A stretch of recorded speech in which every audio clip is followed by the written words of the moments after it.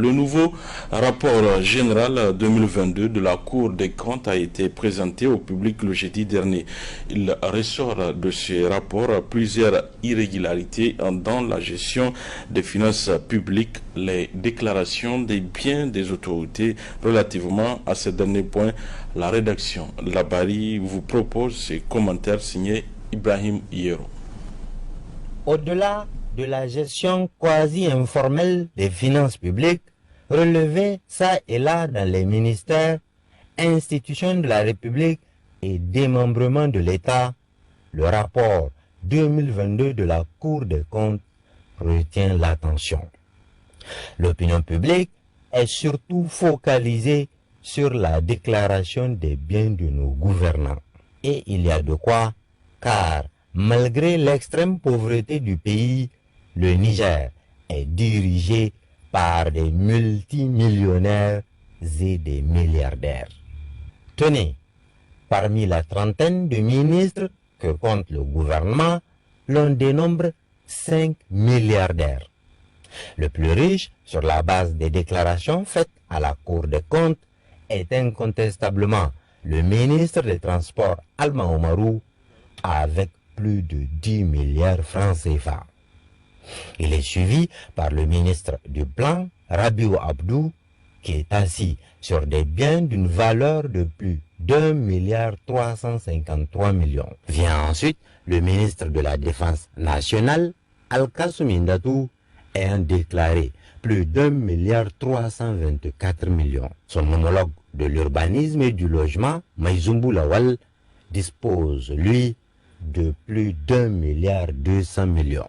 Enfin, le petit milliardaire de ce cercle restreint est le ministre du pétrole, Mahamadou Mohamed Sani, le fils de l'ancien président Issoufou Mahamadou, qui trône au-dessus de près d'1,2 milliard. Ce groupe de milliardaires est suivi de très près par le ministre de l'Enseignement supérieur et de la Recherche, PhD, Mahmoudou Jibo, dont la fortune s'élève à plus de 960 millions. Et le plus pauvre du gouvernement a estimé les valeurs des biens en sa possession à 78 millions. Il s'agit de Ibra Boukari, ministre de l'Emploi, du Travail et de la Protection sociale, qui visiblement est aussi pauvre que l'emploi au Niger. À la lumière de ces déclarations de biens, les constats suivants se dégagent. Premièrement, le président de la République, chef de l'État, Mohamed Bazoum, n'est riche que de 553 427 727 francs, loin derrière son premier ministre, chef du gouvernement, Oumoudou Mahamadou, avec ses 623 millions.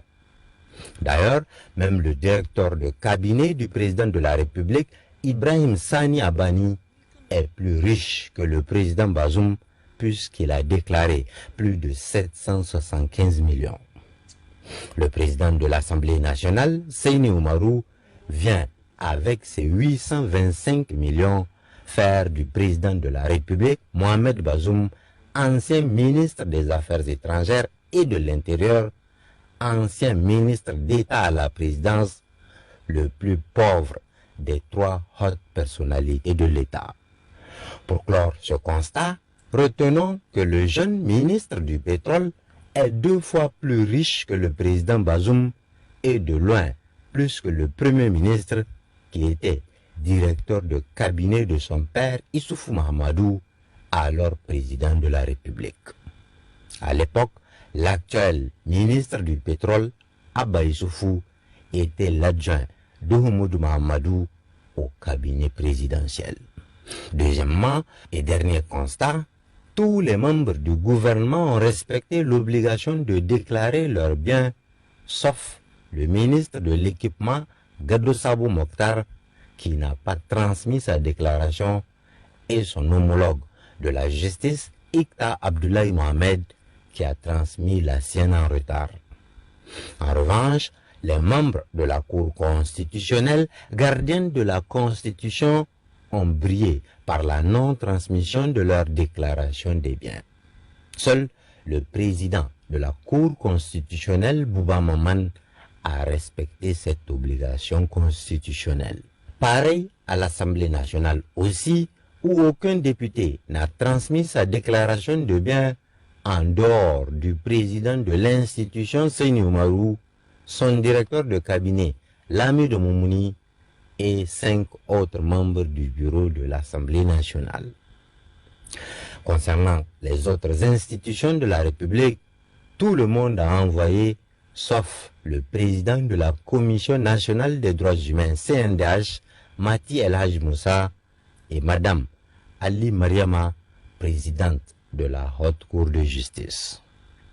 Dans le secteur de la justice, justement, seuls 10 magistrats sur 478 identifiés ont déposé leur déclaration de biens. Alors, question, pourquoi ceux qui sont censés appliquer la loi peinent-ils à la respecter? On le voit, le Niger est dirigé par des gens immensément riches et c'est bien normal qu'ils ne comprennent pas lorsqu'on leur dit que la pauvreté pourrit la vie de leurs concitoyens. Ils ne peuvent accepter qu'on dise que ça ne marche pas dans le pays car ça marche très bien pour eux.